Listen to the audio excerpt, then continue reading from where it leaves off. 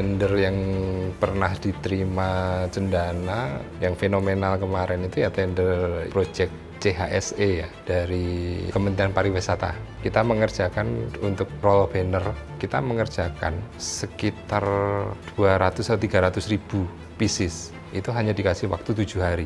Total itu pengiriman itu 2 kontainer ya. Nah itu cukup fenomenal dari cara kerjanya, deadline-nya maupun nilai rupiahnya itu cukup fenomenal. Bahkan kita harus nambah karyawan itu berapa? 70 karyawan tambahan hanya untuk mengerjakan itu. Dan kerja 24 jam non-stop.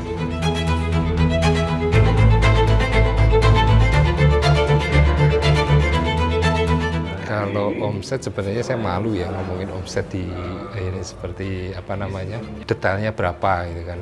Tapi cukup lah untuk hidup. Kalau cukup, secukup apa? Ya untuk omset tiap bulan di atas 1 miliaran.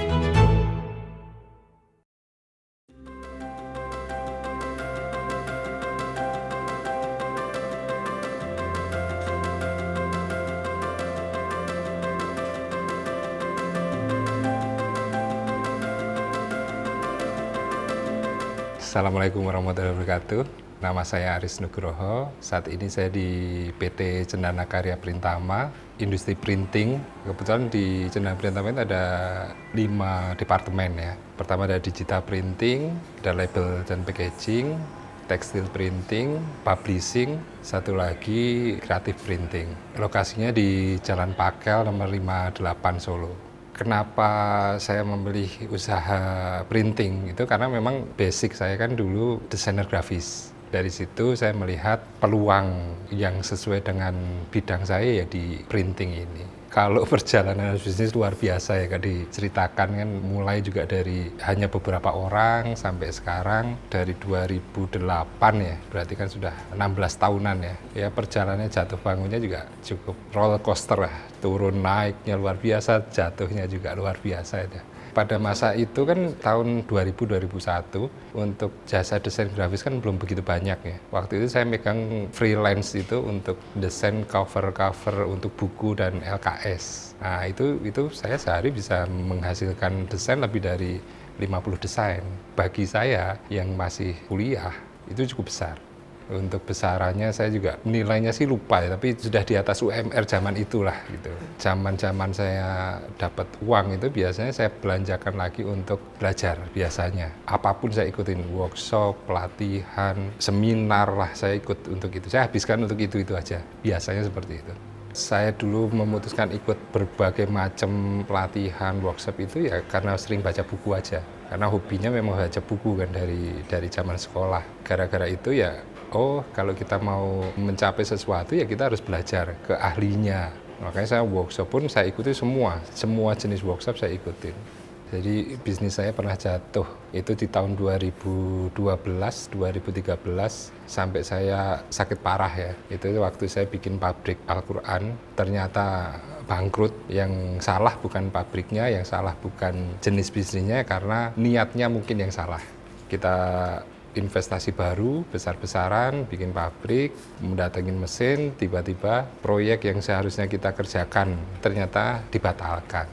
Akhirnya pabrik harus ditutup, harus dijual semua aset-aset yang baru karena mengeluarkan investasi yang sekian banyak. Otaknya kuat untuk menahan, tapi fisiknya nggak kuat, akhirnya sakit. Sakitnya cukup parah ya, jadi didiagnosa waktu itu dari jantung, pembengkakan liver, paling parah itu didiagnosa HIV. Dan parahnya itu ketika saya memutuskan cabut dari rumah sakit, maksa pulang. Karena udah jenuh di rumah sakit kan berbulan-bulan dan biaya besar. Pulang ternyata beberapa hari di rumah berhenti jantung, mati suri. Bawa ke rumah sakit ternyata masih bisa terselamatkan.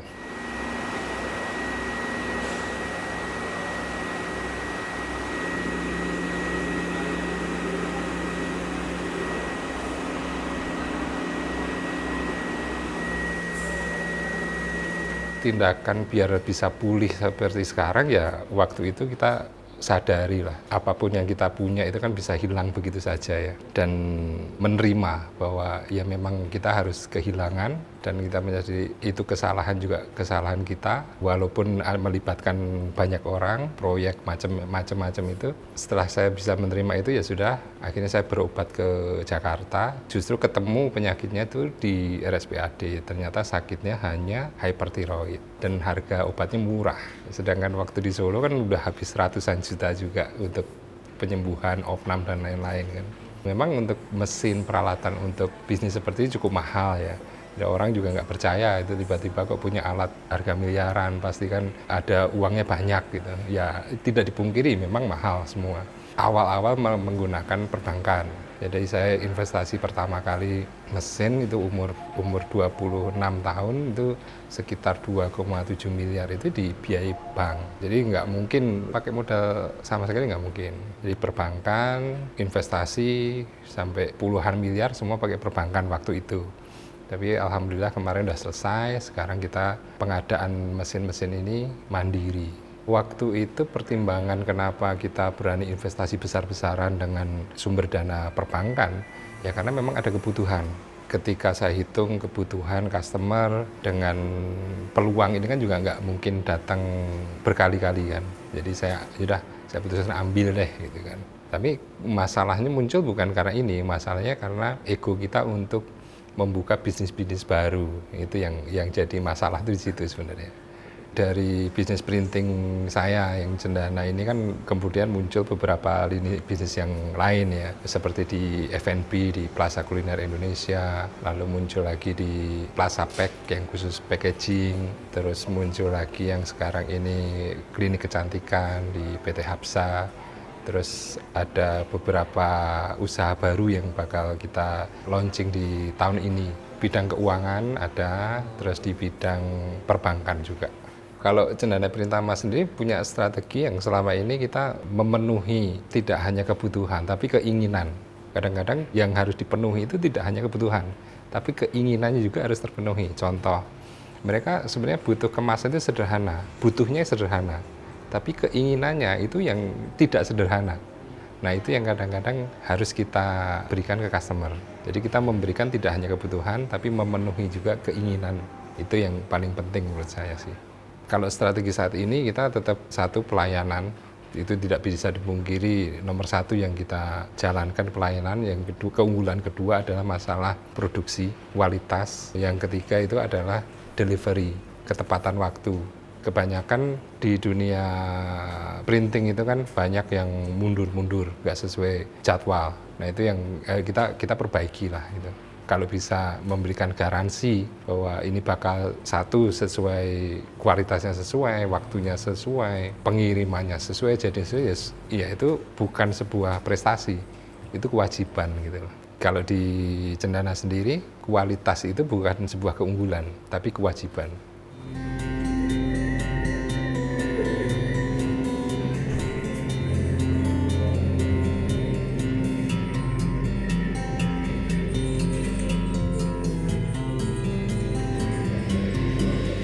Jadi teman-teman kan sering komentar kalau nyari data di Mas Aris kan gitu ya.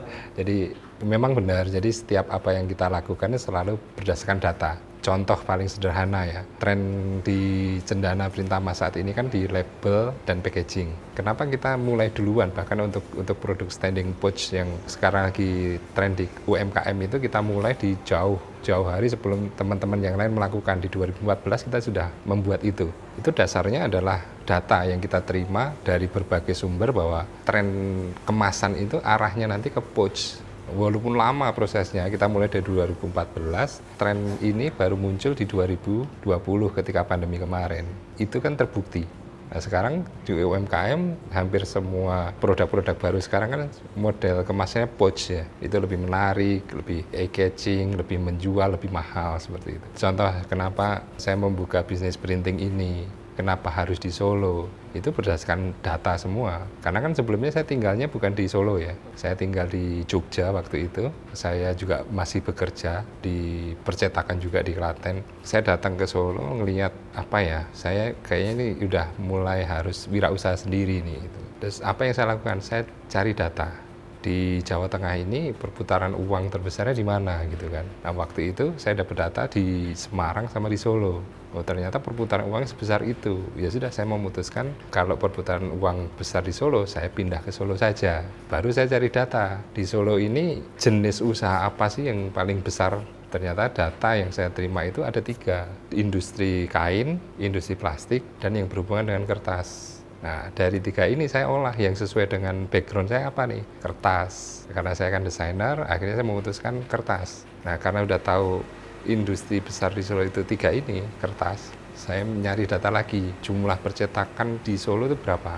Oh, ternyata data menunjukkan lebih dari 1.000. Saya olah lagi. Kalau saya masuk sebagai percetakan, pasti kalah karena orang baru kan. Nah, saya cari data, yang dibutuhkan dari industri kertas ini, yang penerbit dan percetakan ini apa? Yang paling besar tetap kertas.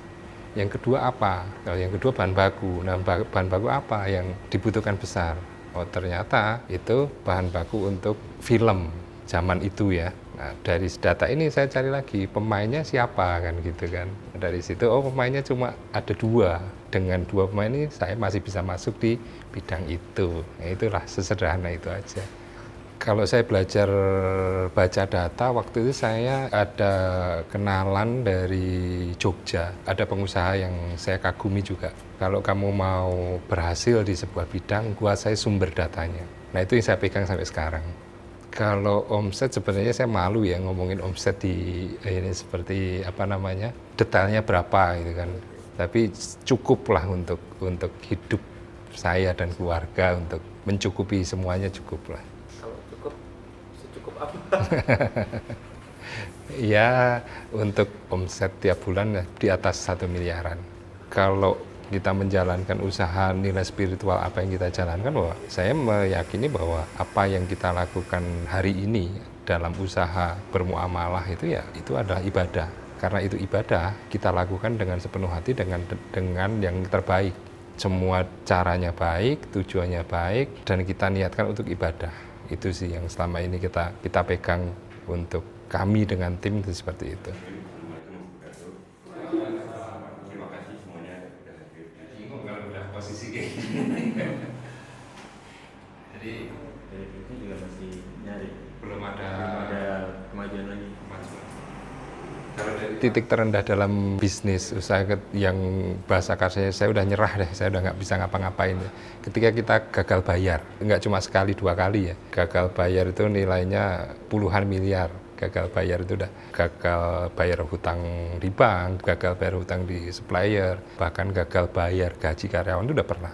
Itu titik terendah kita di situ lah, sampai mungkin apa kita nggak usah bisnis lagi ya kan gitu. Pernah di 2012 kita jatuh yang parah sampai sakit, terulang lagi ketika 2016 ketika tergiur dengan bisnis lain, akhirnya bisnis yang baru ini jatuh, akhirnya mempengaruhi bisnis yang utama, seperti itu lagi, gagal bayar lagi. Belum lama ini juga terjadi juga sama, sebelum pandemi kemarin. Sama, kita tergiur dengan bisnis baru, akhirnya ya itu, bisnis yang baru ini tidak sesuai harapan, justru menggerogoti bisnis utama kita. Nah, itu sih yang saya selalu pesan ke teman-teman, terkadang kita terlalu mudah untuk tergiur dengan bisnis yang seakan-akan menjanjikan. Padahal kalau kita fokus di bisnis kita sendiri, bisa jadi lebih menjanjikan, bisa jauh lebih besar daripada kita ngurusin yang hanya di angan-angan bisnis baru yang besar ini. Gitu. Kebanyakan desainer kan memang introvert. Saya pun juga seperti itu. Dulu bahkan saya nggak pernah mau ketemu orang. Ngobrol seperti ini itu nggak bisa. Cuma kan belajar. Kita ketemu banyak orang, masa mau seperti itu terus. Dulu saya ketemu orang ngomong keluar dari mulutnya bisa dihitung dengan jari dalam 1 hari. Jadi orang kalau ngelihat saya kok nggak kayak desainer grafis pada umumnya yang dulu saya seperti itu. Introvert, nggak mau ketemu orang, malas ngobrol dengan orang, isinya cuma kerja depan komputer itu. Ya seperti itu memang.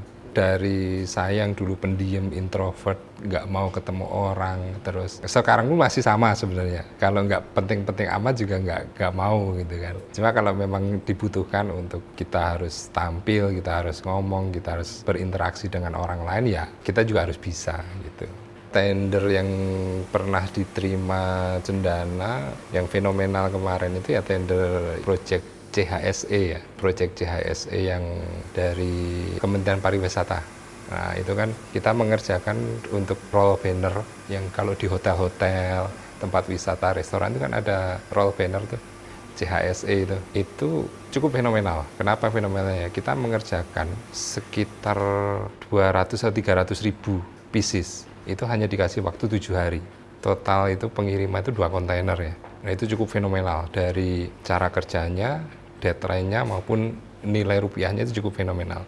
Bahkan kita harus nambah karyawan itu berapa? 70 karyawan tambahan hanya untuk mengerjakan itu. Dan kerja 24 jam non-stop. Dan alhamdulillah itu selesai tepat waktu. 9 hari itu sudah terkirim. Untuk Office Cendana kenapa banyak yang komentar menarik dan homey atau apa ya? Sebenarnya desain ini saya udah desain office ini kan sudah dari sejak 2013 ya, udah seperti ini. Bahkan katanya lo kayak kantornya Google ya, kita udah dari dulu memang udah seperti ini gitu loh. Jadi karena hobi saya desain dan saya terapkan di kantor saya. Jadi saya juga ada namanya Plaza Living, itu khusus yang untuk dekorasi. Ada wall decor, ada wallpaper, ada macam-macam yang kita produksi itu hubungannya dengan dekorasi ruang seperti itu.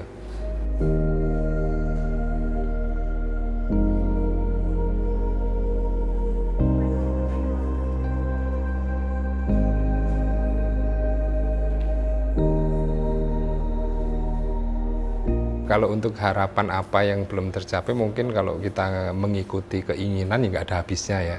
Cuma dari segi usaha, tahun ini yang akan kita kerjakan, yang akan kita besarkan adalah divisi baru, khusus label packaging yang spesifikasinya khusus untuk kosmetik dan skincare. Mulai dari kemasannya, mulai dari botol-botolnya, mulai dari jarnya, itu semua nanti ada di yang baru, yang di Plaza Pack gitu. Kalau untuk produksi kita dengan tambahan berbagai mesin yang baru ini, contoh untuk label saja, itu kita bisa menggaransi untuk label itu lebih dari 100.000 pieces, garansi 1 hari jadi. Orang kadang-kadang takut sih masuk ke Cendana minimalnya besar kan gitu kan. Sebenarnya tidak, di Cendana ini kita bagi menjadi 3 tipe customer. Jadi kita ada retail, ada corporate, ada project. Nah itu memang berbeda segmen ya. Kalau retail itu nggak ada minimal order, tapi kalau untuk corporate itu ada minimal ordernya. Project juga akan berbeda lagi. Jadi kita melayani hampir semua segmentasi. Jadi kalau ditanya ada minimal ordernya nggak? Kalau untuk yang departemen yang retail nggak ada. Yang departemen untuk yang corporate udah pasti ada, MOQ-nya ada. Yang project apalagi, karena ini hubungannya dengan harga ya. Harganya sangat murah ketika sudah masuk di project, seperti itu. Kalau menjalankan bisnis saat ini sih tetap kiblatnya di negara luar sih. Kalau saat ini tren yang kita ikuti saat ini tetap tren dari Cina. Yang bisa dipelajari dari Cina ini banyak ya. Jadi pengembang Cina itu ketika mau membuat tren itu kan jauh-jauh hari dia udah melakukan riset ya. Riset mulai dari dia tes bahan bakunya, dia mulai mesin-mesinnya. Itu kan sebelum launching pun kan kita sudah diberitahu, oh ini bakal launching di tahun berapa. Biasanya kita udah mulai mempersiapkan itu jauh-jauh hari juga. Ketika mesin itu udah di launching, dan itu tidak mungkin di Asia, biasanya kan di Eropa dulu, di Amerika baru ke Asia. Nah kita mempersiapkan itu jauh-jauh hari dari situ. Ketika sudah dijual di Asia, kita udah siap seperti itu.